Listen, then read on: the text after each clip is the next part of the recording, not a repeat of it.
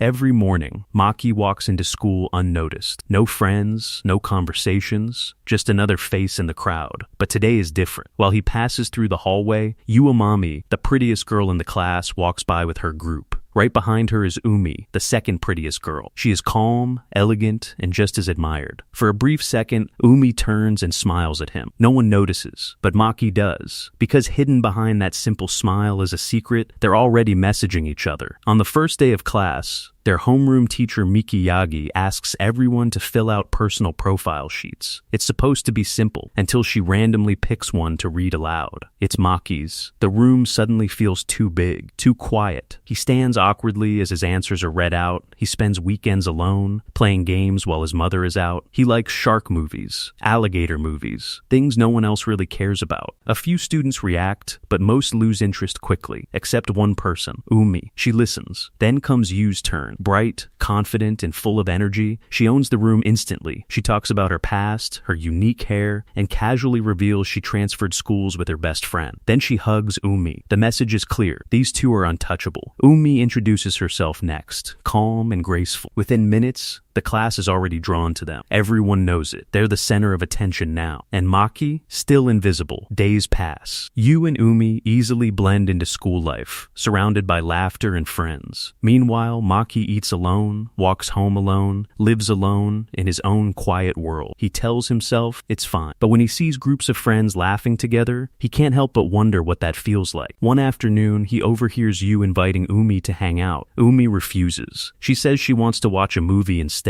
When Yu sees the movie, she loses interest immediately. It's strange, not her type at all. But Maki notices something important. That movie is exactly his kind of movie. For the first time, he feels like someone out there might actually understand him. Later that day, inside a video rental shop, Maki reaches for a movie and accidentally bumps into someone. It's Umi. Their first real conversation begins here. At first, it's awkward. Maki tries to keep things short, but Umi doesn't leave. Instead, she smiles and says something unexpected. She came here to talk to him. To prove it, she shows him her profile sheet. Many of her answers match his, but she admits the truth. She changed them. After hearing him speak in class, she realized she related to him more than she expected. Maki is stunned. No one has ever done something like that for him before. She asks him to recommend a movie. He does. She laughs at the cover but listens seriously. As they talk, something slowly changes. Maki, who can barely hold a conversation, starts to relax. And when Umi mentions she likes a movie he loves, that's it. That's the moment everything shifts. For the first time in a long while, Maki makes a friend. Now, that secret friendship has grown. Umi casually visits Maki's apartment like it's the most natural thing in the world. She brings snacks, guesses his food order perfectly, and makes herself at home. They play games together for hours. Umi confidently says she'll win. She doesn't. Not even close. She loses again and again, getting more frustrated each time, while Maki quietly enjoys himself. Still, they laugh, argue, and keep playing like it never matters who wins. Later, while cleaning up, Umi teases him for staring at her. He panics, tries to explain, and only makes it worse. She laughs, pokes his stomach, then suddenly tickles him just to see his reaction. It's playful, comfortable, real. Before leaving, she pauses and says something that changes everything again. Let's go out on Friday. Not stay inside, not play games. Go out, like normal high school students. Maki freezes. Outside? With her? Just the two of them? Umi explains she wants him to experience real life. Shopping, eating out, having fun. She even admits she feels bad always coming to his place. So this time, she'll take him out. Maki hesitates. Not because he doesn't want to go, but because of one thing. What if someone sees us? Their friendship is a secret. Umi just smiles. She throws one last joke over her shoulder. If we get caught, we'll just say we're dating. Maki turns red instantly. She's already gone. At home, Maki tells his mother Masaki about his plans. Her reaction? Shock. She thinks he's being bullied. When he explains the truth that he actually has a friend, her expression completely changes. Relief, happiness, pride. She gives him extra money without hesitation. For her, this moment means everything. Her son is no longer alone. The next day, Maki and Umi message each other. She jokes that he should pay for everything. He refuses, insisting they split the cost. At school, nothing has changed on the surface. Umi laughs with her friends,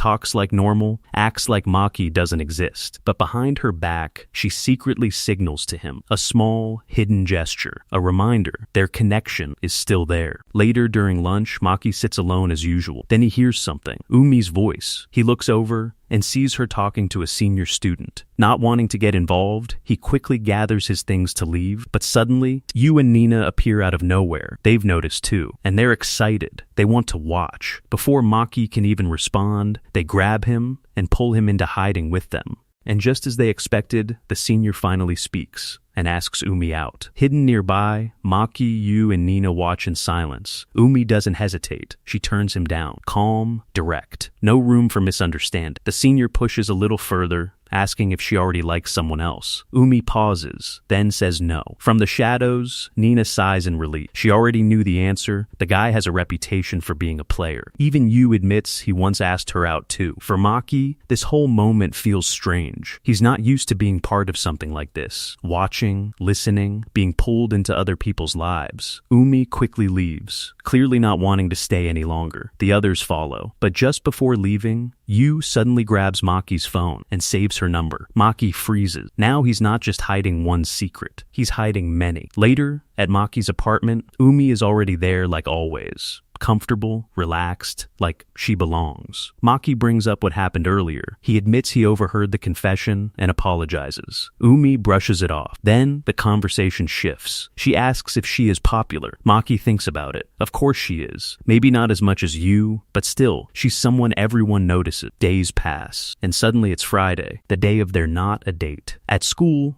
Umi awkwardly tries to leave early, making excuses to her friends. She is clearly excited, even if she tries to hide it. Nina immediately teases her, suggesting she might have a boyfriend. Yu looks slightly worried. Umi shuts it down quickly, but her reaction says enough. At the station, Maki waits nervously, adjusting his clothes and overthinking everything. Then, Umi arrives. For a second, Maki doesn't recognize her. She is dressed casually, simple, natural, different from her usual school image, and somehow even more beautiful. She notices his all-black outfit and laughs, teasing his terrible fashion sense, before casually mentioning he should dress better next time. The words linger in his mind. There is going to be a next time. They start their day together at a shop filled with anime goods. It is Maki's kind of place, not Umi's usual scene, but she enjoys it because she is with him. As they walk, Umi suddenly complains about his formality. She wants him to speak casually, without distance or politeness. Maki struggles, but agrees on one condition: she has to call him by his first name too. Umi looks away, embarrassed, saying not yet. Still, something shifts. They become more relaxed, more natural. They stop for lunch, keeping things simple with burgers and fries. They talk about movies again, and Umi brings up a ridiculous one about a flying shark with angel wings. The G is terrible, and the story makes no sense, but Maki is instantly interested. Umi suggests they watch it together next time. Again, that phrase lingers. Next time. Maki hesitates, asking if it is really okay. Umi simply reminds him that Fridays are free. At a nearby table, some girls from school start whispering about Umi, judging her and questioning her image. Umi hears everything and suddenly smiles. She leans forward and asks Maki to help her. Before he can react, she raises her voice and acts like they are on a date, prompting him to play along. Awkwardly, he does. The girls quickly lose interest, convinced it cannot be her. It works. But Umi is not entirely happy, and Maki gently stops her from escalating things as they leave. To lighten the mood, they head to an arcade where everything feels easy again. They play games, laugh, and compete. Umi manages to hit a baseball while Maki misses completely. For once, he is the one losing, and he does not mind at all. As the day ends, Maki reflects on how unreal everything feels. Then suddenly, Yu and her friends appear in front of him. Panic sets in. Nina barely recognizes him, while Yu innocently invites him to join them, unaware of the tension. Maki quickly realizes the truth behind their reaction and understands why Umi keeps her world separate. So he makes a choice. He politely refuses, explaining that forcing himself into their group would only ruin the mood. Then he runs. At the station, he meets Umi again and she thanks him. For the first time, she opens up about her past, about being surrounded by people yet never truly understood. That is why she approached him, because she believed he might understand. On the train, they quietly argue over a seat until Maki gives in. Umi apologizes for earlier, but he reassures her. She smiles, gently patting his head and encouraging him to rest. As he drifts off, she softly says his name, trying something new. Monday arrives, and everything nearly falls apart. Yu approaches Maki in front of the class and apologizes loudly. The room goes silent. Whispers spread. The secret begins to crack. After school, Maki ends up walking with both Umi and Yu, carefully maintaining appearances. Nina secretly follows them, and when she is discovered, they all run. Maki grabs Yu's hand and pulls her along before splitting up, running with Umi. Eventually, they regroup at Maki's apartment, where there is no escaping the truth. Everything is revealed. The secret friendship, the lies, the hiding. Umi listens, then lightly taps both their foreheads in quiet punishment. She is not angry, only slightly hurt. Yu apologizes sincerely, and Maki does the same, explaining that he struggles with groups and only wanted to protect what he already had. Yu understands, realizing how much that friendship means to him. Both Maki and Umi blush. Umi tries to move past the moment, but Yu steps forward, extends her hand and asks Maki to be friends. Maki steps into class next morning, expecting another quiet day. But before he can even sit down, Yu, the prettiest girl in school, walks straight up to him and greets him like it's completely normal. Maki barely manages to respond. Then, Umi joins them. Her eyes move between the two, sharp and curious. She questions when Yu started calling him by his first name. Yu smiles brightly and explains they talked things out and are now friends. The room erupts into whispers. No one believes it. Why would someone like Yu ever be friends with someone like Maki? Even Nina tries to push for answers, but Yu dodges every question. Meanwhile, Maki quietly checks his phone. A message from Umi appears, apologizing for Yu's behavior. Just like that, his peaceful life is gone. At lunch, things get even stranger. Maki ends up leading both Yu and Umi to a hidden spot, his usual place for quiet meals. Now, instead of silence, he sits with the two most popular girls in class. Earlier, Yu had suddenly asked to eat with him. Umi noticed his discomfort and stepped in, but instead of stopping it, Yu invited her too. Now the three of them sit together in an unexpected scene. Yu immediately notices Maki's lunch. It looks homemade and carefully prepared. She asks about it with surprise, and Maki confirms he made it himself since his mother Masaki is often busy. Yu eagerly asks to trade food, and Umi watches closely before trying a bite of his omelet. Her reaction is instant. It is genuinely good. For a brief moment, Umi seems almost unsure of herself. Maki's quiet skill reveals something new. The conversation continues, and Yu becomes even more excited when Maki casually mentions he also makes sweets, including a successful banana souffle pancake. Yu is amazed, finding it hard to believe. Maki brushes it off as easier than it sounds, but Yu immediately wants to try it. Without hesitation, she asks to visit his home after school and invites Umi along. Maki pauses briefly before agreeing. Yu rushes off to buy drinks, leaving Maki and Umi alone. Umi watches Yu leave and quietly comments that Yu is a good person. Maki agrees, beginning to see it for himself. But Umi adds a quiet warning. Being close to someone like Yu brings attention, rumors, and pressure. Maki does not seem concerned. He has always been an outsider. Still,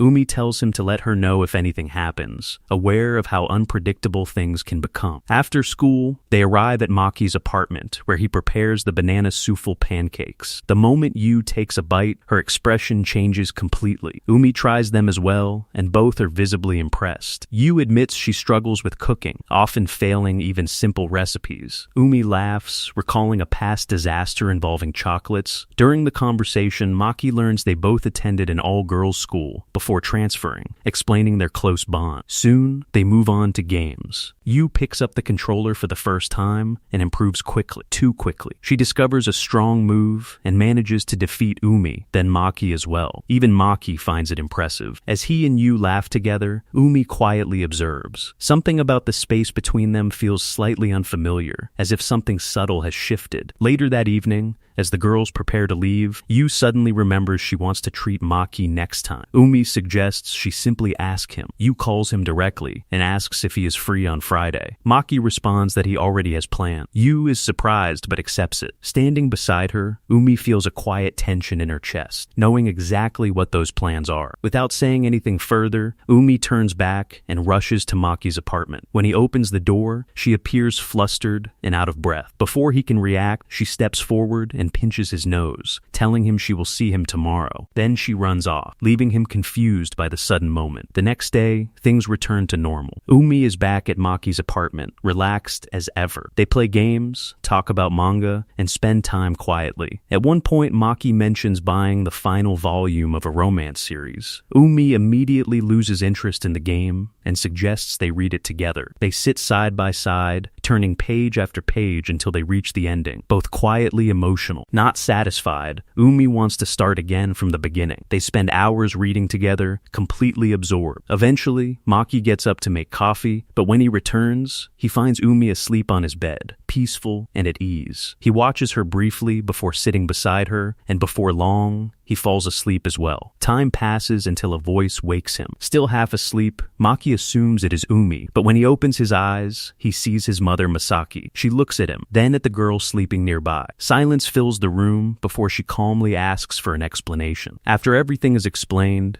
Masaki contacts Umi's parents. When the call ends, she smiles, and it is decided that Umi will stay the night. Umi takes a shower, but the spare clothes do not fit, leaving her to wear Maki's clothes instead. When she returns, he is caught off guard by how different she looks, more relaxed, more natural. He decides to sleep in the living room, but Umi stops him and asks him to stay and talk. They sit together, joking lightly before Maki brings up whether they should tell Yu the truth about their hidden friendship. Umi considers it carefully before deciding not yet. She wants to choose the right moment. Maki accepts this without hesitation. That night, as he prepares to leave, Umi quietly wishes him good night, admitting she felt nervous saying it. Maki feels the weight of the moment, realizing how meaningful such a simple exchange has become. The next day, Maki visits Umi's home to apologize. Her mother, Sora, welcomes him warmly, showing clear interest and teasing curiosity. She already knows about him and seems pleased. Umi tries to stop her, embarrassed, but Sora continues, joking about their relationship. Umi reacts instantly, flustered, while Maki struggles to respond. In the end, Sora simply asks him to take care of her, and Maki agrees without hesitation. Back at school, the class prepares for the upcoming sports festival, but no one volunteers for roles, leading to a random draw. Maki is selected, and the reaction is immediate. Complaints, laughter, and dismissive remarks. Some students suggest whoever is paired with him will have to take care of him. Even Nina feels uncomfortable with the reaction. Umi remains silent, though internally she is clearly upset. Then the girls draw their lots. One by one, they avoid the role until Yu steps forward. She looks around the room and asks a simple question about why everyone dislikes Maki so much, and the class falls silent. She then directly asks the teacher if she can join the executive committee because she wants to work alongside Maki. Although the teacher prefers to follow the lottery system without exceptions, she asks Maki for his opinion, and he calmly says he has no objections. Meanwhile, Umi draws and reveals that she got selected in the lottery and says whoever draws the lot gets the job. Yu argues that she said she would volunteer, but Umi quickly stops her, realizing she is reacting emotionally after seeing Maki being put on the spot. Umi tells her that her apology should be directed to the entire class, not just one person. Yu apologizes to everyone, including Maki, and he assures her that he was never upset. After that is settled, Umi finalizes the committee lineup, and it will comprise her and Maki. They sit down, and Maki praises Umi for handling the earlier situation well, but Umi insists that Yu deserves the credit. She points out that Yu ignored the atmosphere in the room and stood up for someone important to her without hesitation, something that even left an impression on Maki. After school, Yu thanks Umi for stepping in earlier, admitting she might have made things worse if she had continued arguing. Umi, however, thanks Yu for defending her. The next day, as class representative, Umi announces that their class will hold an exhibition during the cultural festival. Although the maid calf proposal was rejected, she encourages everyone by suggesting that successful cooperation could earn them permission to wear cosplay.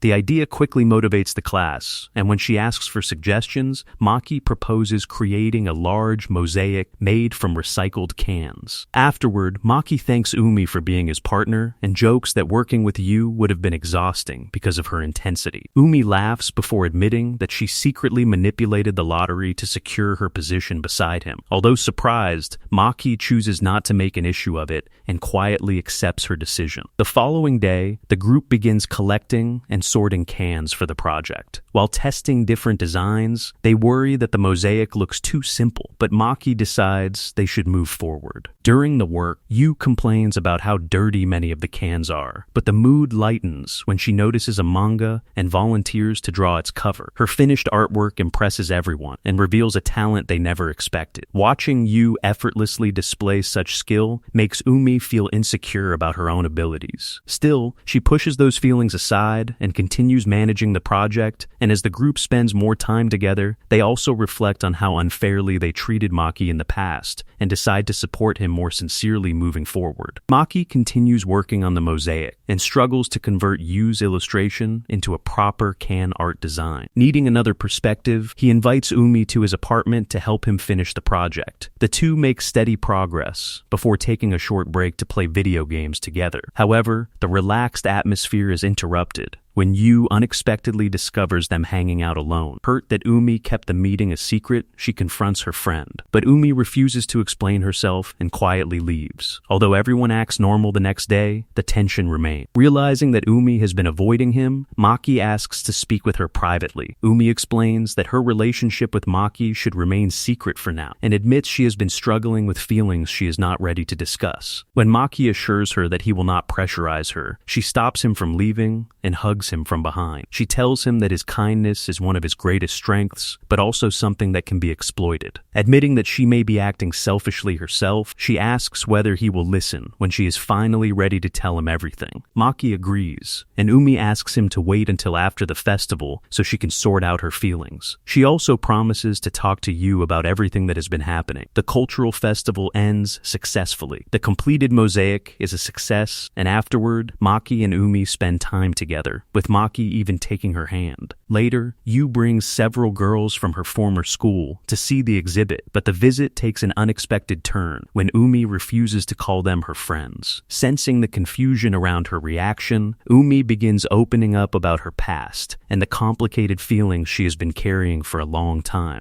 In elementary school, Umi was close friends with Manaka and Sanae when she noticed a lonely girl named Yu sitting by herself. After following her to a park, she learned that Yu had just moved to town and had no friends because she had been bullied at her previous school for her unusual hair and eye color. Wanting to help, Umi held out her hand, declared herself Yu's first friend, and promised they would walk home together. Umi soon introduced Yu to Monica and Sanae, and all four became inseparable. Thanks to Umi, Yu realized making friends was not as difficult as she had feared and gradually became cheerful and outgoing. Things changed in middle school. Yu was happy to share a class with Umi, but became sad that Monica and Sanae were placed elsewhere. Umi reassured her that she would never be lonely as long as she stayed herself, and that prediction quickly proved true. Yu made friends everywhere she went, and although Umi occasionally felt left out, she never thought much of it until she overheard classmates admiring Yu's beauty and envying the person closest to her. Only then did Umi realize that Yu had become the star of their year and that everyone wanted the place beside her. Rumors spread that Umi did not deserve to be Yu's best friend. Hoping to reunite the group, she planned a movie outing, but Manaka and Sanae claimed they were busy. On the weekend, she went to see the movie alone and unexpectedly found the three of them hanging out together. Hidden nearby, she overheard them admit that they had lied to Yu and told her Umi wanted to study. Even worse, Yu had never bothered to confirm it with her. At that moment, Umi realized that her friends did not care about her at all and only wanted to replace her in Yu's life. Back in the present, Umi finally admits that she lied about their old school's expensive tuition because she wanted to escape those friendships and start over somewhere new. She never expected Yu to transfer with her. Yu explains that she followed because they are best friends and insists that although she cares about many people, Umi will always be her priority. Instead of comforting her,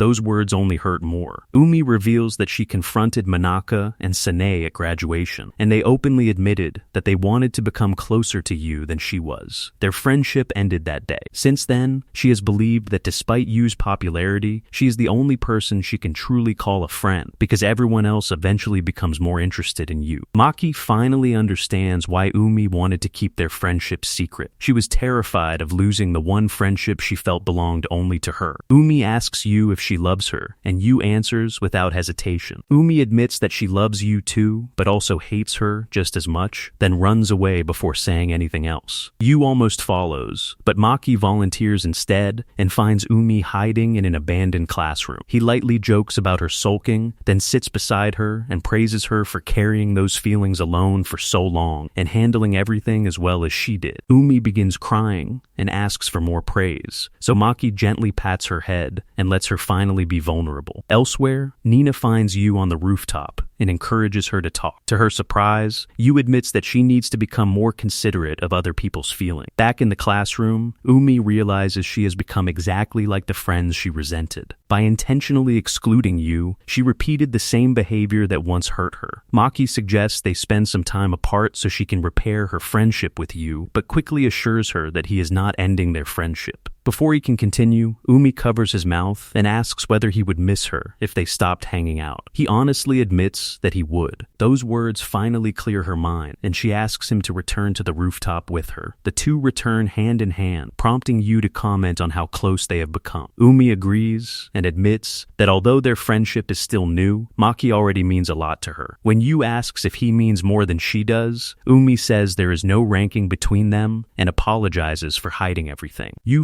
finally snaps and calls her an idiot, admitting that she was terrified their friendship was falling apart and even feared that Maki had replaced her. The two embrace and finally understand each other. Umi then reveals that she and Maki plan to stop hanging out for a while, but Yu immediately rejects the idea and says she would only feel guilty. Instead, she proposes that all three of them become friends. Later, Umi and Maki find themselves walking around school while holding hands because Yu insists it will help them become proper friends. Nina eagerly takes pictures, and Umi drags the terrified Maki into a haunted house just to laugh at his reaction before buying him a cola afterward. As they admire their mosaic art, Umi notices Yu talking with Manaka and Sane and smiles. Later, Yu joins Umi and Maki at his house and quietly observes their usual hangout, trying so hard to stay unnoticed that they completely forget she is there. After losing a game, Umi admits that she has too much fun with Maki and wants to continue spending Fridays with him. Yu happily agrees, relieved that there are no more secrets between them. When Yu leaves, she insists that Umi stay because Maki might feel lonely otherwise. Afterward, Umi and Maki watch a movie together. When he sneezes, she shares her blanket with him, and he nervously moves closer until their shoulders touch. Umi asks if she can call him by his first name, and he agrees before calling her Umi in return. Caught off guard, she lightly smacks him while smiling. Gathering his courage, Maki admits that she looks prettiest when she smiles. Flustered, Umi hides her embarrassment by teasing him and asking if he is in love with her. As he walks her home, she suddenly asks if he really likes her. Unable to understand what she means, he hesitates. Umi then admits that the answer is complicated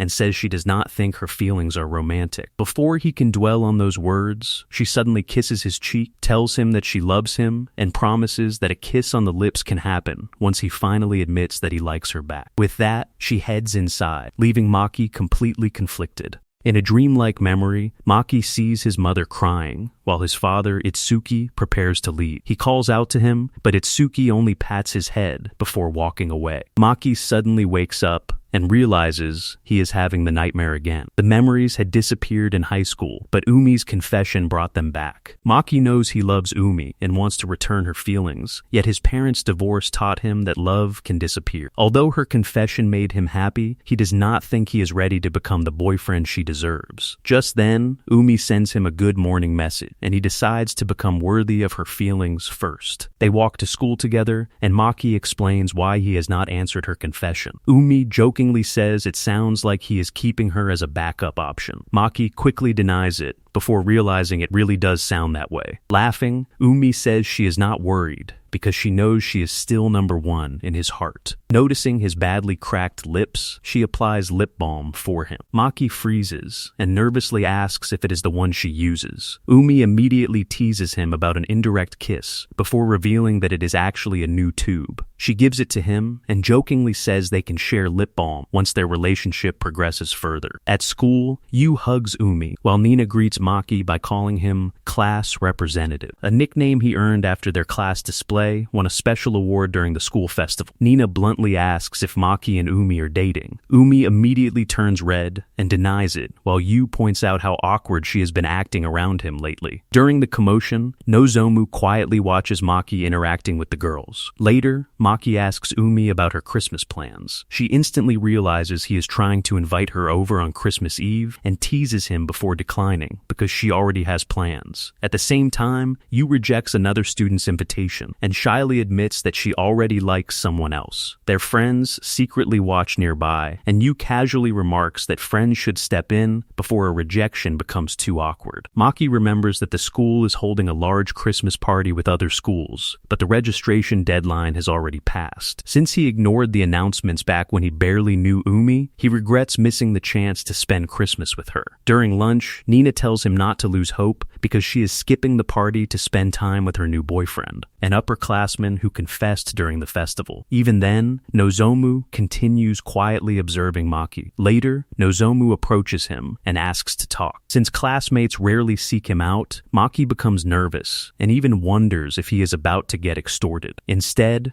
Nozomu bows and asks for help with Yu. He explains that he devoted himself to baseball and never cared about romance until he fell in love with Yu at first sight. Watching her from afar had been enough, but with only 4 months of school left, he realizes he may never get another chance. He asks to become Maki's friend so he can eventually be introduced to her. Maki apologizes and refuses because he dislikes his reason for approaching him. Surprisingly, Nozomu accepts the rejection and admits he probably seemed suspicious. He even says he respects Maki more because he expected someone as meek as him to simply agree. Maki admits he has changed, but still has a long way to go before becoming as cool as the person he admires. On the way home, Umi says she no longer feels like attending the Christmas party because students from Tachibana Girls Academy will be there. Since she already paid for her ticket, she plans to eat as much as possible and leave early. She casually mentions that the party will end around 8 or 9, and Maki immediately understands the hint and promises to prepare snacks for afterward. When he gets home, he catches Misaki smoking. She apologizes, but he knows she has had a difficult year and does not mind. Her words remind him of the first time he saw her smoking during her divorce proceedings with Itsuki. Back then, he had quietly handed her coffee and asked if she was all right. The next day, Yu excitedly asks if she can join Maki and Umi's Christmas gathering because she had wanted to spend Christmas Eve with Umi